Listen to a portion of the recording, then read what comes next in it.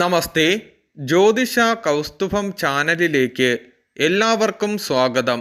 Channel ആദ്യമായാണ് കാണുന്നതെങ്കിൽ ഒന്ന് സബ്സ്ക്രൈബ് ചെയ്യുക.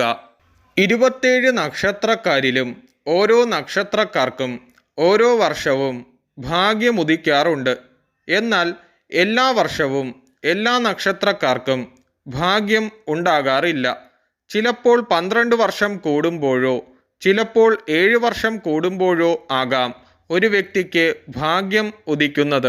അവ പല ഗ്രഹങ്ങളുടെയും സ്ഥിതിയും ദൃഷ്ടിയും യോഗവും ചേർന്ന് വരുന്ന സമയത്താണ് ഓരോ നക്ഷത്രക്കാർക്കും ഭാഗ്യം ഉദിക്കുന്നത്. ഭാഗ്യം എല്ലാവർക്കും ഒരുപോലെ ആയിരിക്കില്ല. അവ വ്യത്യസ്ത രീതിയിലാണ് വന്നു ഭവിക്കുന്നത്. എല്ലാവർക്കും നല്ല സമയവും മോശ സമയവും വന്നു ഭവിക്കാറുണ്ട്. ഈ രണ്ട് സമയത്തും നമുക്ക് വേണ്ടത് ഈശ്വരഭക്തിയാണ്. ഈശ്വരഭക്തി ഇല്ലാതെ ഏതൊരു കാര്യത്തിന് ഇറങ്ങിത്തിരിച്ചാലും ആ കാര്യത്തിൽ വിജയം കണ്ടെത്തുവാൻ കഴിയില്ല. ഈശ്വരാധീനമുണ്ടായാൽ മാത്രമേ ഭാഗ്യവർദ്ധനവ് ഉണ്ടാകുകയുള്ളൂ.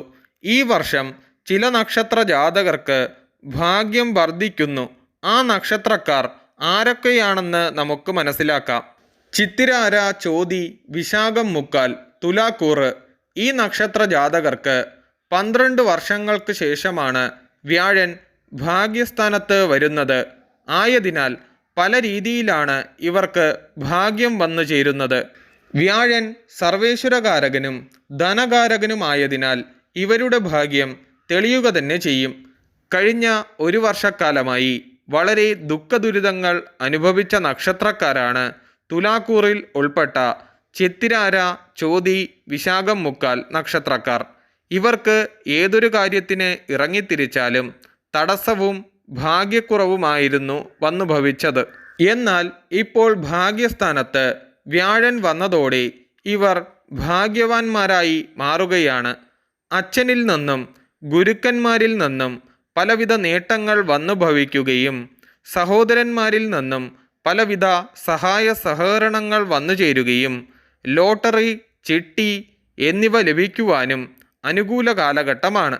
ശത്രുക്കളിൽ നിന്നും കിട്ടാനുള്ള ധനം തിരികെ ലഭിക്കുകയും തനിക്കുണ്ടായിരുന്ന പല വിഘ്നങ്ങൾക്കും ശമനമുണ്ടാകുകയും ഈ ഭാഗ്യവർദ്ധനവിലൂടെ കടബാധ്യതകൾ പൂർണ്ണമായും മാറുന്നതുമാണ്. വഴിത്തർക്കം, വാഹനവുമായി ബന്ധപ്പെട്ട കേസുകൾ എന്നിവ ഒത്തുതീർപ്പിൽ എത്തുകയും പ്രതീക്ഷിക്കാതെ ചില പ്രൈസുകൾ വഴി വാഹനം നേടുവാനും അനുകൂലമായ കാലഘട്ടമാകുന്നു.